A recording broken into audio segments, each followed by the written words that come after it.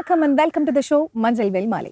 So evening 5 மணி ஆயாச்சு. Tea coffee snacks எல்லாம் சாப்பிட்டு ரிலாக்ஸிங்காக இருக்க இந்த டைம்ல யூஸ்ஃபுல்லாக என்டர்டைனிங்காக ஒரு ஷோ இருந்தால் நல்லா இருக்கும்ல. ஸோ அப்படிப்பட்ட ஷோ தான் நம்மளோட மஞ்சள் வெயில் மாலை. இன்னைக்கு நம்மளோட ஷோல இந்த 4 செக்மெண்ட்ஸ்ல என்னென்ன புது புது விஷயங்கள் தெரிஞ்சுக்க போறோம் அப்படின்னு பார்க்கலாம்.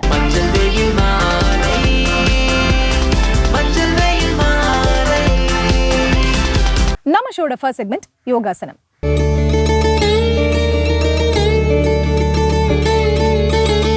ஆளும் வேலும் பல்லு குருதி, யோகா செஞ்சா உயிர் குருதி அப்படின்னு சொல்றாங்க.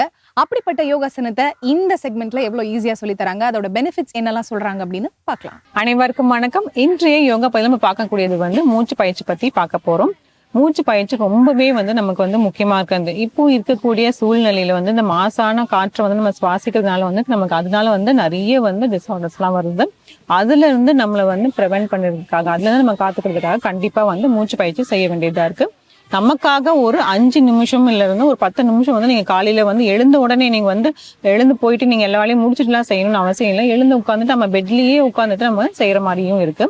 ஸோ இப்போ அது எப்படி பண்றது பார்க்கலாம். ரொம்ப சிம்பிளா தான் இருக்கும். ஒன்றும் இல்லை, இப்போ மூச்சை நம்ம இழுக்கிறது ஒரு 4 கவுண்ட்னா, ஹோல்ட் பண்றது அதை அப்படியே அடக்கி வைக்கிறது ஒரு 4 கவுண்ட், மூச்சு வெளியில விடுறது ஒரு 4 கவுண்ட், அதுக்கப்புறமேட்டு அந்த வெளியில விட்ட மூச்சை ஒரு 4 செகண்ட் ஹோல்ட் பண்ற மாதிரி இருக்கும். அதாவது 4:4:4:4 அப்படின்னு சொல்லுவாங்க. 4 அப்படி நம்ம பிடிக்க போறோம். ஃபர்ஸ்ட் இது இந்த மாதிரி ஆரம்பிச்சு அப்படியே நம்ம கிராஜுவலா நம்ம இன்க்ரீஸ் பண்ணிட்டே போகலாம்.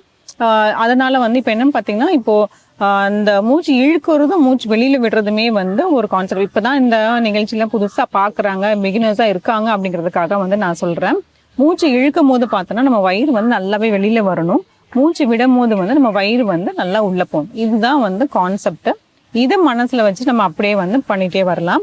இப்போ எப்படின்னா, அதாவது நான் அவங்க சொல்லிட்டே நான் செய்யறேன். இந்த மாதிரி மூச்சு பயிற்சி செய்யும் போது கண்டிப்பா ஒரு விரிப்புல உட்காந்துக்கணும். உங்களுக்கு எந்த ஆசனம் வருதோ அந்த மாதிரி உட்காந்துக்கலாம். இப்போ இது சுக்க ஆசனம் சொல்லக்கூடியது, அதாவது சப்பளங்கால் இல்லை சம்மணம்னு சொல்லுவாங்களே, அதுல உட்காந்துக்கலாம். அப்படி இல்லைன்னா எனக்கு அர்த்த பத்மாசனா வருதுன்னா அதுலயும் உட்காந்துக்கலாம். இல்லைன்னா வஜ்ராசனா, எதுல வேணாலும் உட்காந்துக்கலாம். இப்போ எதுவுமே உட்கார வரலையா, எனக்கு கீழே உட்கார வரல, எனக்கு மூட்டு பிரச்சனை ஏதாவது இருக்கு அப்படிங்கிற மாதிரி தான் நீங்க நாற்காலியில உட்காந்துக்கலாம். நமக்கு தேவை மூச்சு பயிற்சி செய்யறது ரொம்பவே முக்கியம். அது இந்த மாதிரி ஆசனோட செஞ்சீங்கன்னா இன்னும் அதிகமா வரும். இல்லைன்னா உட்கார முடியலன்னா ஒன்றும் பிரச்சனை இல்லை. இப்போ கைகள் ரெண்டுமே சின்முத்திரையில வச்சுக்கலாம். சின்முத்திரைன்னா ஆள்காட்டி விரலையும் இந்த கட்டை விரலையும் நம்ம சேர்த்து இப்படி வைக்க போறோம். வச்சுட்டு அப்படியே திருப்பிட்டு இப்படி வைக்க போறோம். முதுகு தண்டு நல்லா நேரா இருக்கணும். ஏன் முதுகு தண்டு நல்லா நேரா வைக்கணும்னா, அப்பதான் நம்ம பிராணம் உள்ள போயிட்டு வெளியில வரத்துக்குமே நம்ம கரெக்டா இருக்கும். இப்படி நம்ம இப்படி கூன் போட்டு உட்கார்ந்தோம்னா அது கரெக்டா வரைக்கும் வயிறு எல்லாம் மடங்கும். அதனால இப்படி நேரா உட்காந்து நம்ம பண்ண போறோம். அதே மாதிரி நம்ம மூச்சு பயிற்சி செய்யும் போது கண்கள் மூடிட்டே பண்ணோம்னா நம்மளோட அந்த ஃபீல் நல்லாவே பண்ண முடியும். இப்போ பண்ணலாம். மூச்சு அப்படியே இழுக்க போறோம். வயிறு நல்லா வெளில வரணும். அதுலயே அடக்கிக்கலாம் ஒரு 4 செகண்ட். அப்படியே மூச்சு விடணும், எக்ஸேல் பண்ணணும். இதுலயே ஒரு 4 செகண்ட்.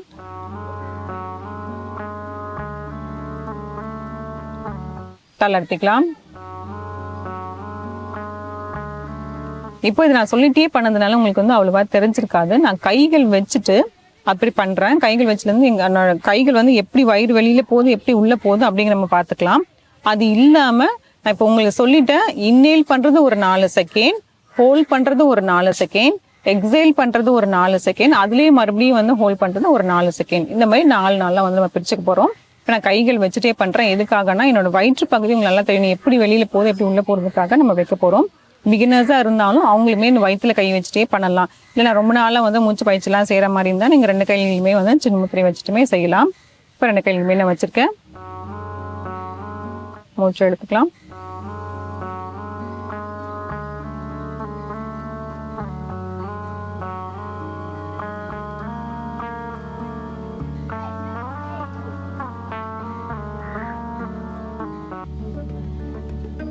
தளர்த்திக்கலாம். அடுத்த ரவுண்டு.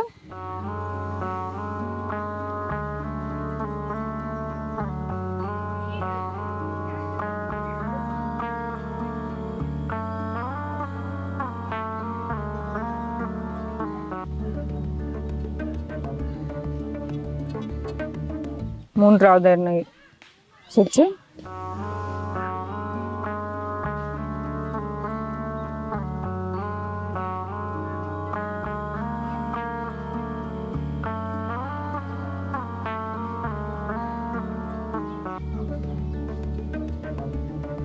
தளர்த்திக்கலாம். ஆழ்ந்த மூச்சு உள்ள இழுத்து வெளியிடலாம்.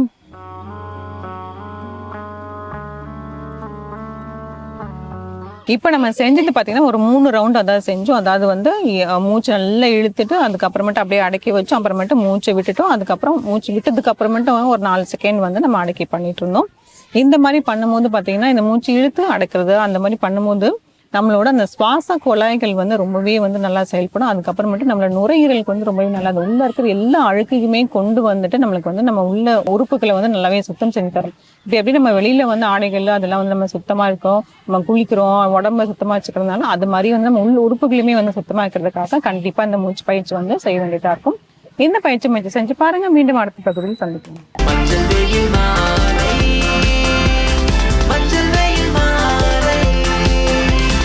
நம்ம ஷோட நெக்ஸ்ட் செக்மெண்ட் இங்கிலீஷ்ல பேசலாம்.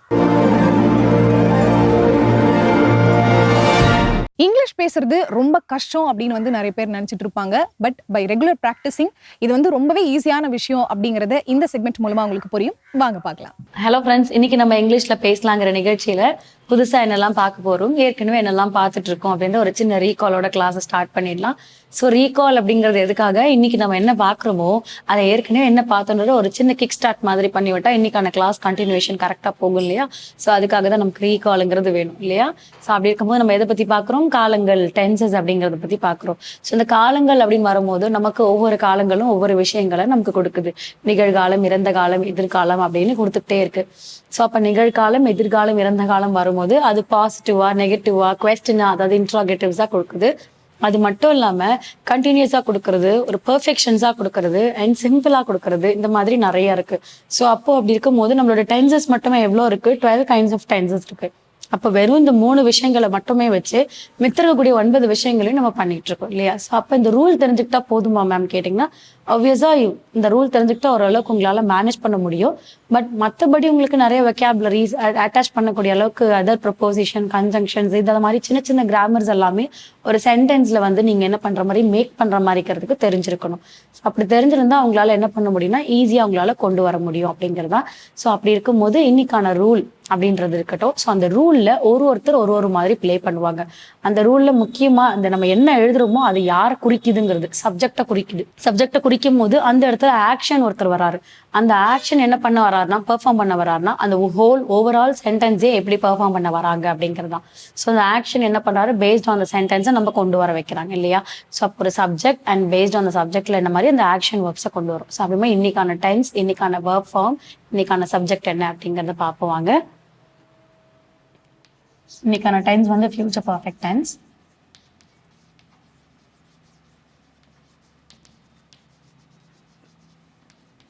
ஸோ அதில் வந்து நெகட்டிவ் பெர்ஸ்பெக்டிவ்ஸ் பார்க்குறோம்.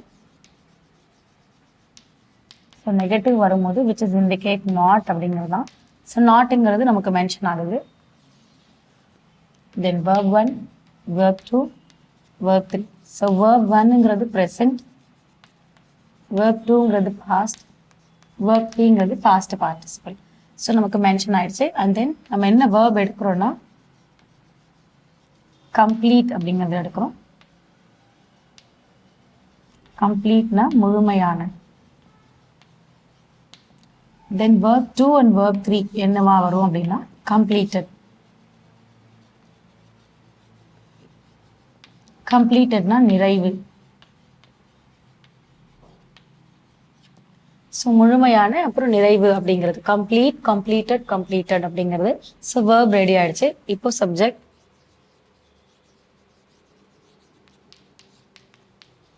I, we, you, he, she, they, it. இவங்கெல்லாம் எங்கே வராங்க, சப்ஜெக்டில் வராங்க. ஸோ இப்போ ரூல் யாருடைய ரூலு, ஃபியூச்சர் பர்ஃபெக்ட் டென்ஸோடைய ரூல். ஸோ ஃபியூச்சர் பர்ஃபெக்ட் டென்ஸோட ரூல் வரும்போது எப்படி ஃப்ரேம் பண்ணலாம், subject followed by will or shall. Future வரதால will or shall. And negative அப்படின்னு வரும்போது நாட். ப்ளஸ் பர்ஃபெக்ட்னு வரும்போது ஹேவ். அண்ட் கண்டிப்பாக ஆக்ஷன் வேணும் இல்லையா. So V3. V3 which is indicate past participle அப்படிங்கிறது இண்டிகேட் ஆகுது. அப்போ நமக்கு என்ன ரெடி ஆயிடுச்சு, ஃபியூச்சர் பர்ஃபெக்ட் டென்ஸோடைய ரூல் வந்து ரெடி ஆயிடுச்சு. எக்ஸாம்பிள், ஸோ என்ன பண்ணலாம் அப்படின்னா, சப்ஜெக்ட்டுங்கிறது எனிதிங் கேன் பி யூஸ், இங்கேயும் யூஸ் பண்ணலாம் இல்லை நேமும் யூஸ் பண்ணலாம். So I'm just using name. Jimmy will not have. So Jimmy will not have என்ன பண்ணல அவங்க, completed. So Jimmy will not have னா Jimmy வந்து complete நிறைவு செய்யவில்லை. எதை நிறைவு செய்யவில்லைனா completed his homework.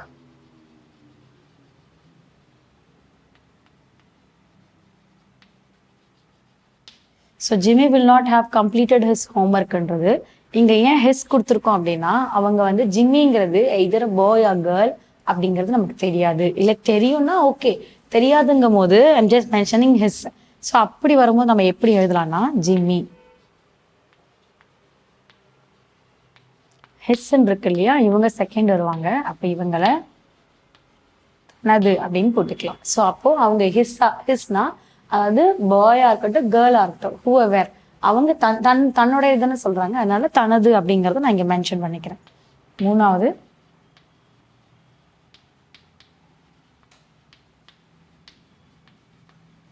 வீட்டு பாடத்தை கம்ப்ளீட்டட்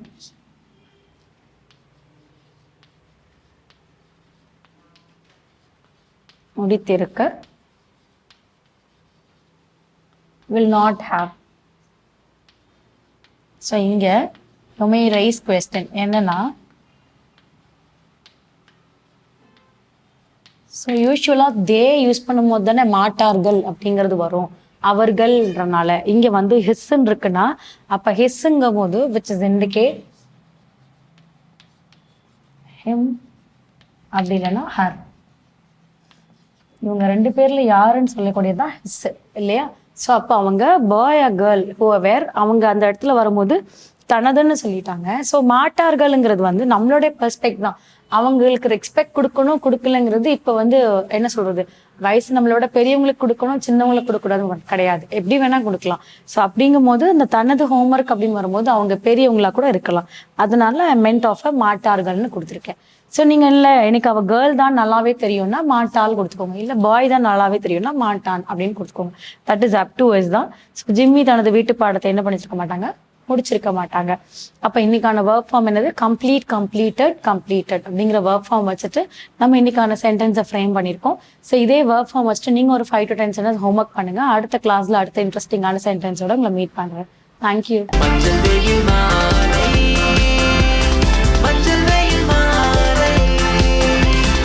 நம்ம ஷோட நெக்ஸ்ட் செக்மெண்ட் தெரிந்து கொள்வோம்.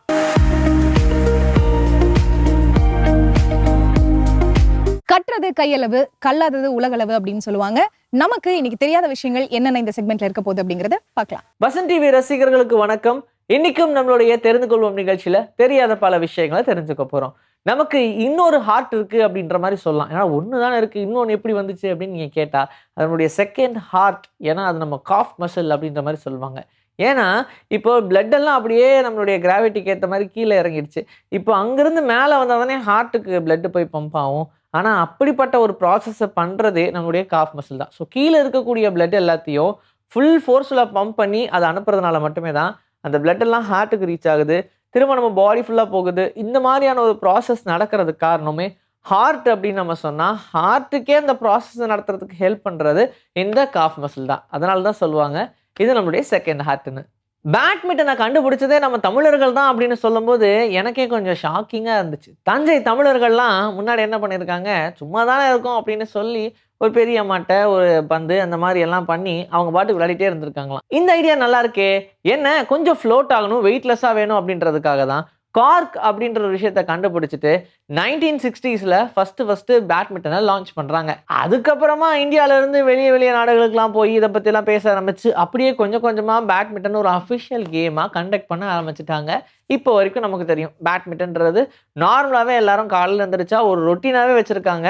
சாதாரணமாக விளையாடுறது இல்லாமல் இதை ஒரு போட்டியாகவே எடுத்துக்கிட்டு விளையாடக்கூடிய நாடுகளும் உண்டு. ஆக்டோபஸோடைய பிளட்டு ப்ளூ கலர்ல இருக்கிறதுக்கான ரீசன் என்ன அப்படின்னு கேட்டா, நம்ம எல்லாம் ஆக்சிஜன் அயன்ல இருந்து எடுக்கிறோம். ஆனா ஆக்டோபஸ் காப்பர்ல இருந்து எடுக்குது. அதனால தான் அதோடைய பிளட் ரொம்ப ரொம்ப ப்ளூ கலர்ல இருக்கு அப்படின்னு சொல்றாங்க. ஆக்டோபஸ்க்கு இருக்கக்கூடிய அந்த 3 ஹார்ட்டை வச்சு இதை பம்ப் பண்ணி முடிக்கிறதுக்குள்ள போதும் போதும் ஆயிரும்னு வச்சுக்கோங்க. ஆனா அந்த ப்ராசஸ் ரொம்ப ஸ்மூதா ரொம்ப ரொம்ப ஈஸியாக நடந்துகிட்டு இருக்கு. ப்ளூ கலர்ல இருக்கக்கூடிய அதோடைய பிளட், ஏன் அதுக்கும் ரெட் கலர் இருக்கலாமே அப்படின்லாம் யோசிக்கலாம். ஆனா இந்த மாதிரியான காம்பினேஷன் மாறுறதுனால தான் பிளட்டோட கலருமே மாறுது. சரிங்க, நான் என்ன சொல்றேன், இந்த ப்ளூ ரெட் ரெண்டையுமே விட்டுருங்க. நம்ம ஹியூமன்ஸோடைய பிளட்ல இருந்து அயன் எடுத்துட்டு ஆக்டோபஸோடைய பிளட்ல இருக்கக்கூடிய காப்பரை எடுத்துட்டு பிளட்டை பார்த்தோம்னா அது எல்லோ டிரான்ஸ்பரண்டான கலர்ல தான் இருக்கும் அப்படின்னு சொல்றாங்க. ஸோ இப்போ நமக்கு கலர் கொடுக்கறதுக்கு காரணமே இந்த அயன் காப்பர் மட்டும்தான் சொல்லலாம். ஸோ பிளட் இந்த கலர்ல இருக்கிறதுக்கு அயன் காப்பரும் ஒரு பெரிய ரீசன் தான். இந்தியான்னு மட்டும் இல்லை, எந்த கண்ட்ரியா இருந்தாலும் அவங்களுடைய நாட்டுக்குள்ள எவ்வளோ பாப்புலேஷன் இருக்கு அப்படின்றத கண்டிப்பா தெரிஞ்சுக்கிட்டே இருக்கணும், அப் டு டேட்ல இருக்கணும். அப்பதான் ப்ரொடக்ஷன் எந்த அளவுக்கு இருக்கணும் அண்ட் அந்த மாதிரியே நம்மளுடைய காசெல்லாம் எப்படிலாம் பிரிண்ட் பண்ணணும், எந்த அளவுக்கான குவான்டிட்டியில் பிரிண்ட் பண்ணணும் அப்படின்ற எல்லாத்தையுமே மெஷர் பண்ண முடியும். ஸோ இப்படி இருக்கும்போது இந்தியாவுடைய லாஸ்ட் அண்ட் ரீசெண்ட் சென்சஸ்ன்னு பார்த்தோம்னா 2011 எடுத்திருக்காங்க. அப்போ 1 பில்லியன் 120 மில்லியன் அப்படின்ற மாதிரி இருந்திருக்கு. ரீசெண்டாக எடுத்த சென்சஸ்ன்னு பார்த்தோம்னா 2011 எடுத்திருக்காங்க. அப்போ 1 பில்லியன் 210 மில்லியன் அப்படின்ற மாதிரியான கணக்கில் இருந்திருக்கு. இப்போ மறுபடியும் சென்சஸ் இருக்கணும் அப்படின்ற மாதிரி இந்தியன் கவர்மெண்ட் பிளான் பண்ணியிருக்காங்க. இதுக்கு 27 லட்சம் ஒர்க்கர்ஸையும் 5000 கோடியும் தனியாக எடுத்து வச்சிருக்காங்களாம். அதனால சீக்கிரமாவே இந்த ஒர்க்கர் ஸ்டார்ட் பண்ண போறாங்களாம். அப்போ நமக்கு தெரிஞ்சிடும் இப்போ கரண்ட்ல எத்தனை பேர் இந்தியாவில் இருக்காங்கன்னு. இந்த உலகத்துல எத்தனை லேக்ஸ் அண்ட் பாண்ட்ஸ் இருக்கு அப்படின்ற மாதிரி பார்த்தோம்னா 304 மில்லியன் லேக்ஸ் அண்ட் பாண்ட்ஸ் இருக்கு அப்படின்னு சொல்றாங்க. ஆனா இதுலயே ரொம்ப அதிகமா லேக்ஸ் வச்சிருக்கக்கூடிய ஒரு இடம் அப்படின்னு சொன்னோம்னா அது கனடா மட்டும்தான் அப்படின்னு சொல்லலாம். ஏன்னா கனடால 8,79,800 லேக்ஸ் இருக்கு அப்படின்னு சொல்றாங்க. அப்படி கணக்கெடுத்து பார்த்தோம்னா ரொம்ப அதிகமா லேக்ஸ் இருக்கக்கூடிய ஒரு இடம் அப்படின்னு கணக்கெடுத்தா அதுல கனடா தான் முதல் இடத்துல இருக்கு. பாரிஸோடைய ஐகான் அப்படின்னு சொல்லக்கூடிய இந்த ஈஃபில் டவர் இருக்கு இல்லையா, எல்லாருமே அது ஒரு பெரிய காதல் சின்னமா பாக்குறாங்க. அதை பராமரிக்கணும் அப்படின்ற ஒரு எண்ணத்துல எல்லாரும் செயல்பட்டு இருக்காங்க. இதெல்லாம் ஓகே தான். ஆனா இதையும் தாண்டி ஒரு விஷயம் இருக்கு. அதை பராமரிக்கிறது எவ்வளவு கஷ்டம். டெய்லியும் 600 ஒர்க்கர்ஸ் தனியா இதுக்காகவே ஒர்க் பண்றதா சொல்றாங்க. எதுக்காக? அதை பராமரிக்கிறதுக்காக, உள்ள இருக்கக்கூடிய விஷயங்களை சுத்தம் பண்றதுக்காக. இப்படி எல்லாரையுமே கணக்கெடுத்தோம்னா 600 பேர் அந்த ஈஃபில் டவருக்காக ஒர்க் பண்றாங்க அப்படின்னு சொல்றாங்க. இன்னைக்கும் நம்மளுடைய தெரிந்து கொள்வோம் நிகழ்ச்சியில தெரியாத பல விஷயங்களை தெரிஞ்சுட்டு இருப்பீங்க. இதே மாதிரி அடுத்த எபிசோட்ல உங்களை நான் வந்து சந்திக்கிறேன். Until then, this is bye from Vijayashree. Take care. இன்னைக்கு நம்மளோட மஞ்சள் வெயில் மாலை ஷோல வந்த சூப்பர்பான செக்மெண்ட்ஸையும் பார்த்து ரசிச்சு என்ஜாய் பண்ணிருப்பீங்க அப்படின்னு நினைக்கிறேன். சோ இதே மாதிரி ஒரு சூப்பர்பான எபிசோட்ல மீண்டும் சந்திக்கலாம். Until then, it's bye from Farita and மஞ்சள் வெயில் மாலை டீம்.